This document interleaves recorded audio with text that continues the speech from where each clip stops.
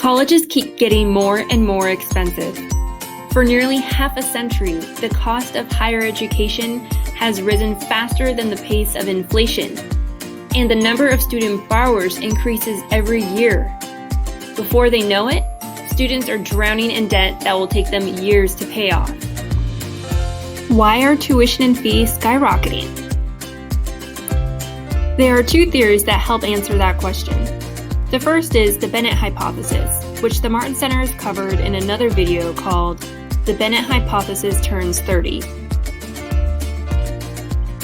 According to the Bennett hypothesis, the more financial aid the federal government makes available to students, the more colleges and universities will take advantage of the government's generosity and increase the cost of tuition. The second theory helped lay the foundation for the Bennett hypothesis. It is known as Bowen's rule, which is named after economist Howard Bowen. The theory is also sometimes known as the revenue theory of cost. Bowen argued that colleges are perversely incentivized to push up the cost of higher education. In his book, Costs of Higher Education, Bowen explained his theory, which can be summarized into 4 rules. The first rule is that the main goals of higher education institutions are excellence, prestige, and influence.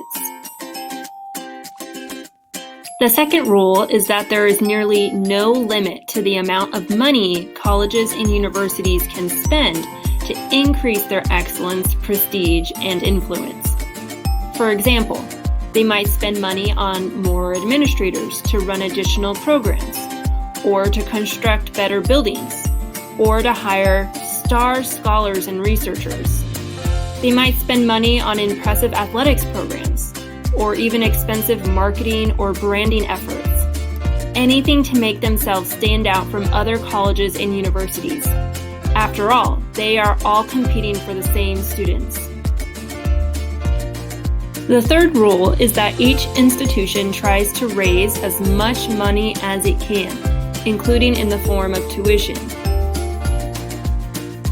The fourth rule: since universities are not private corporations and do not have profits to distribute to shareholders, there is no incentive for them to keep costs down. As a result, there is nothing holding institutions back from spending all the money they raise. In other words, colleges and universities are caught in a vicious circle. The more tuition dollars they rake in, the more they will spend those profits on lavish amenities in order to increase their prestige, which they will then use as an excuse to raise their tuition prices even higher. But why do students agree to pay such high tuition prices? Because students and their parents sometimes mistakenly associate high costs with high quality education. Unfortunately, colleges and universities often bank on this faulty assumption. It's like a dishonest jeweler who sells mediocre rings. By simply looking at a ring, the average customer might not be able to discern what it's really worth. Instead, she looks at the price. If the ring is very expensive, she might assume that it's worth a lot and of high quality. In reality, it's grossly overpriced. The same thing can happen when students choose their college.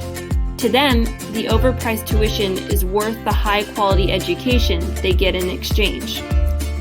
As long as students and parents can't distinguish between useful spending and superfluous extravagances, colleges will have no reason to keep costs down. If you would like to learn more, please visit us at www.jamesgmartin.center. Thank you.